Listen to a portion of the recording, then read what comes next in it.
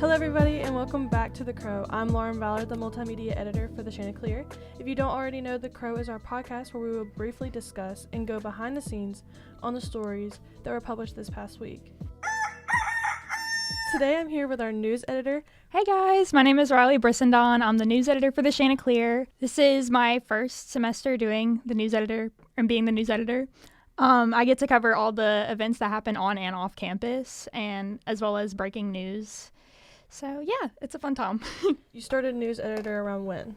I started being the news editor in, I want to say it was like mid-August, early September. I just got the email from AnnaKate after, I think it was like the first day of classes, and she was just like, hey, so the position opened up. Would you like to be the news editor? And I was like, yeah, sure. Let me just see what my schedule's looking like. And it ended up working out pretty well. And what's your favorite thing about being the news editor and what's changed? My favorite thing about being the news editor is probably going to different places that I would never really expect myself to be at, because I get to learn a lot about different things and connect with different people. And I think talking to different people and learning about their experiences and backgrounds is probably one of my favorite things. From starting as a workshopper and now news editor, what are some experiences that you've got to experience that you probably went as a workshopper? I think as news editor, I think I get to be I feel more involved than I was as a workshopper, because whenever I was workshopping, it was like, I felt like I was doing more like just writing stories and just focusing on that. I never really got to practice the actual formatting of certain things, like an AP style. And so, like, being the news editor, I actually got to learn, okay, this is how you form the lead. This is how you do this. This is how you do that. And I think it just made me a little bit more aware of what I'm doing. Okay. This past week, you covered a couple of stories. One of them was the Canvas Going Down story. So tell us how you got that idea and how that came about. So I was sitting in my geography class. It was like an 8:45, and one of my classmates who was sitting like 2 seats away from me, he was looking at Canvas and he was like, my Canvas isn't working. Is y'all's not working? And so I went and I looked at my own Canvas and was like, I saw the loading screen that was like, we're having an issue loading your stuff. And then my professor came in and he said, okay, so Canvas is having issues. There's been a shutdown. And so after class, I got him to explain a little bit more about what was happening. And he told me about the Amazon Web Service and about how they are pretty much used by like 76 million different websites, or like they use Amazon Web Services. And with that, like a lot of websites were also shut down, and not just Canvas. Like T-Mobile was shut down, according to like NBC, I'm pretty sure. And then United Airlines, I know, was one. A lot of the mobile ordering things were shut down. And so I got to learn a little bit about that, as well as talking to other students about, hey, do you have something due today? Do you have a deadline, or do you have a test to take? And a lot of people did have tests to take on Monday. So it was just really interesting to see how they were able to navigate. Yeah, you did a really good job because I didn't know about it happening. And I'm not sure anybody else knew it was happening of our editorial staff. So you coming forward and being like, something's up. And we're like, okay, write the story now. We had that up by like 1 p.m. or something like that. So that was pretty good time. You also, me and you covered the Harvest Festival yesterday. How was that? Yes. What was that like for you? The Harvest Festival was really fun. I learned about the different organizations that were there. A lot of it was like Greek Life, SGA, but they got to, have like the little game set up and free candy, which they had free popcorn and free cotton candy, which was really, really good. But also with that, they had like little kids coming up and they were dressed up in their Halloween costumes, which I thought was so adorable. And then they also had, it was Crazy About Dance. Yes. Allison Woodward. Yes. She was, apparently this was their fifth year performing at the Harvest Festival. They've been open for 13 years, like 13 seasons. And they do competitive as well as recreational dance. And then all different age groups. So yesterday at the festival, they had like 20 performances, 20-something performances. I want to say it was like 20 performances by like kids who are like as young as 2 to like 14, 15 years old at least. So yeah, it was a really cool experience.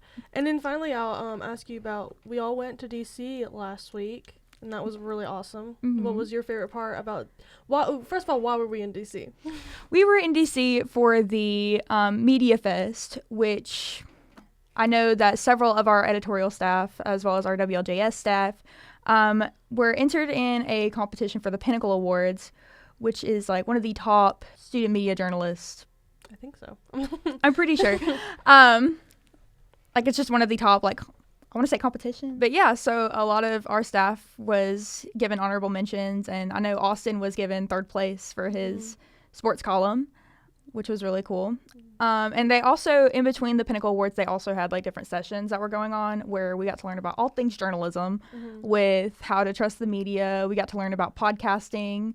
We got to learn about a lot of just different things with formatting and just different tips and tricks for how to make your interview questions more. Yeah. And you got to tour Politico? Oh, yeah. So before MediaFest started, it was like a lottery. They called it a lottery. So you put in your name and then like 2 of the newsrooms that you'd like to go to, because they had a lot of them in DC. And so I put in for, I'm pretty sure it was like US News and then Politico. And I ended up going to Politico with AnnaKate. And it was really, really cool because I know that back in high school, I used to read a lot of Politico stuff. Really? Yes. And I used to use it a lot for my assignments. Not like cheating, obviously, but like to get sources, to get information, to help me research. And so it was just like a full circle moment for me just to go back and just be like, oh my gosh, I used to read all this stuff in high school. This is so cool. Yeah. So I loved it personally. So I'm so glad we got to do it. Well, anyways, thank you so much, Riley, for coming on here today. And I'll see you next time. Thank you. Bye. Bye. Today I'm here with AnnaKate Freeland, our editor-in-chief. AnnaKate, hello. Hey. How are you? I'm doing good. It's been a really, really busy week. I'm still recovering. I don't know when I will finish recovering. But yeah, it's been a good week though. Definitely good stories come out of it. We've seen it in our analytics. Definitely shot up these past couple of days. Yeah. So what stories do you think helped our analytics and our view count? So Monday and Tuesday, I attended the Board of Trustees meeting, and they are ultimately who make all the decisions for the university, and they meet only 4 times a year because it's like 11 of them they need to get together. So these meetings are always when like our bigger stories come out, and this was actually my first time covering one. But yeah, I will say like Monday, it was pretty long. It was from like 1 to 6:30. They definitely went over a lot. And then Tuesday was a little bit shorter, but Monday is kind of when they bring everything to the trustees, and then the next day is when they make their final decision. Yeah, so some stories that had come out of it was the freestanding emergency room. I mean, I know that with the city kind of deciding how much they're going to give towards it, they haven't really finalized anything, but they are, the university is going to sign a letter of consent to begin construction on it. Obviously with things like that, it's going to take a long time, but that isn't really expected until I believe spring 2028.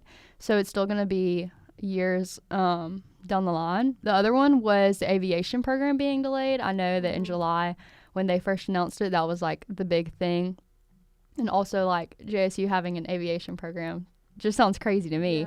Yeah. Definitely because it's a really small school. But I know that Christy Shelton, the provost, said that next week she and Dr. Killingsworth will be attending Daytona to talk about some potential like certifications and stuff. So she said that January is when they should have some more information and when the trustees should be able to vote. And then the 2 new degree programs that they've added, doctoral in English and then a bachelor's in entrepreneurship. I thought the doctorates in English, or it's in doctorates of art in English, something like that. But I thought it was really interesting because you can go straight from having your bachelor's to getting your doctorate. Really? Yeah. No, so you don't have to get your master's in between. And then they also were talking about that it will have like an accelerated program where kind of how we have it now where you get like your master's. You can go ahead and be taking your master's in your undergrad. It's the same way. So you can go ahead and start taking your doctorate classes while you're still getting your bachelor's, which I think is cool. And then the entrepreneurship degree, they said it'll be under the College of Business and Industry, but they said that there's already 25 or 26 people that have registered or that have like declared that will be their major in fall 2026. So I think that's a big thing. And then obviously the one that blew up the most was the Southerners uniform reveal. Yes. I don't know. I mean, that was definitely unexpected. I didn't even know Bodiford was going to be there because he wasn't there on the first day, and they didn't bring up anything about potentially naming that rehearsal hall after him. But that was just a cool little surprise. Definitely a lot of mixed feedback on that for sure. But I mean, yeah, I know we've heard buzz about faculty or band staff, whatever, not being happy about it. And I get like that's your big reveal.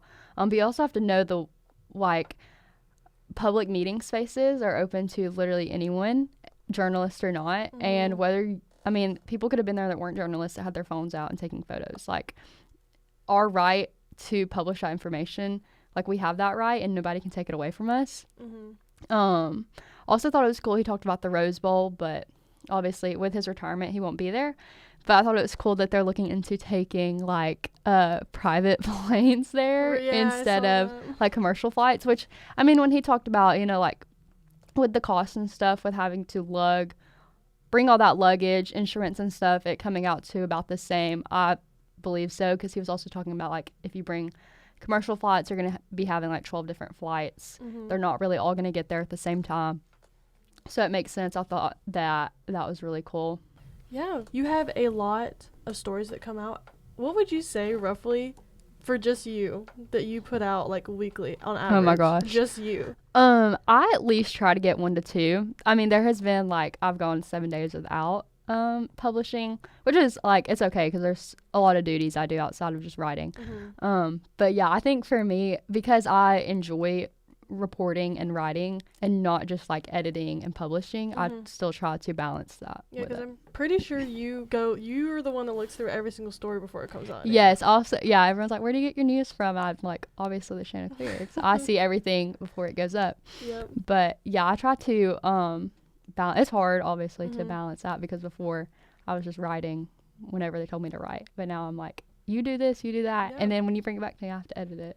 And speaking of that, you were the first editor-in-chief we've ever had on staff over the summer. Yes. So being new editor-in-chief, you've skyrocketed our numbers from being like 200 a week to at least 2,000 a week. How does that feel? I checked it this morning and it was 3,700 mm-hmm. Since Monday. But I think definitely having the position in the summer and having it by myself gave me like the opportunity to like figure out what my role is going to be mm-hmm. and like what I think is important without trying to also like direct 3 other staff members. I think that having that role or having that job open in the summer like helped people see that like the university still operates in the summer. There's still decisions that are being made before students come back to school. Mm-hmm. And I think it also just shows students like, oh, hey, when I get back to school, this is something that I should be keeping up with because they're doing stuff even when I'm not here. Yeah. Yeah, and you did a great job. I was the workshopper with AnnaKate over the summer. Though that was my first year writing at all over the summer. Oh my gosh, yeah.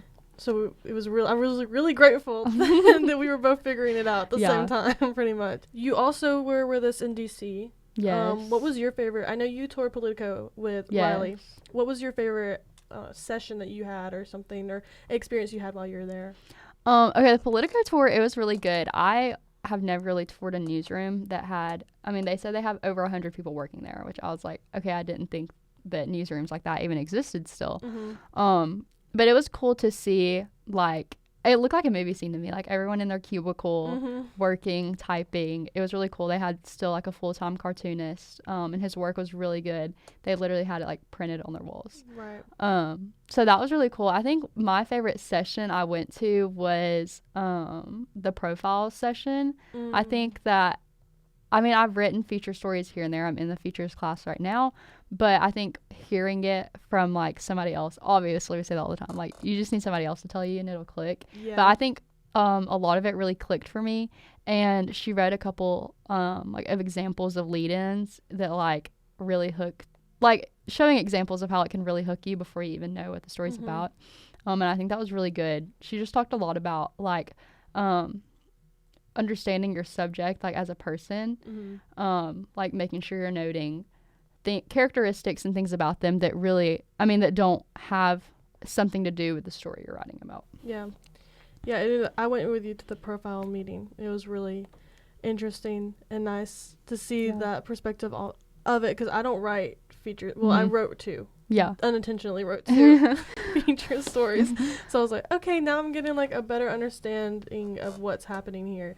And you were the only one out of all of us, like, speaking up and be like, I have a question, because I could not do that at all. But yeah, me, you, Riley were the 3 that got to go tour. I toured U.S. News and World Report. So my experience was a little bit different with their area. Yeah. But that being said, now that you toured that area, is that somewhere you think you would go after here? So that's what I told Cunningham. I was like, I mean, if you're gonna work in DC, you're gonna be doing a lot of politics. For me, it's not really what I want to do. I mean, I really don't know a lot about politics. So I mean, if I learned, maybe it's something I might discover that I really like. But I don't know if I want to live like.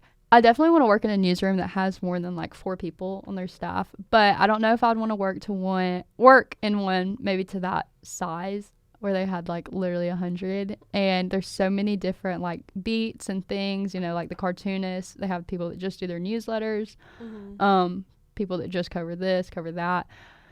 I just don't know if that is something, especially right now, because a few of us, you know, went to the No Kings protest that was happening at the same time, and we've covered some protests here in Jacksonville. It was not the same. No, absolutely not. Absolutely not. So getting to experience that and being like, you should write more political stuff like this, I'm like, not for now. Yeah. I mean, Jacksonville doesn't get that political, so I really haven't dove into those deep waters, but maybe in the real, I mean, when I'm covering a little bit more outside of a smaller town and a smaller university, I'm sure I'll run into that. For right now, no. For now, just the Chanticleer. Well, thank you, AnnaKate, for coming out and talking with me today. That's it for The Crow. Stay up to date with JSU News, and make sure you check out our website at jsuchanticleer.com and follow us on Facebook and Instagram at JSU Chanticleer.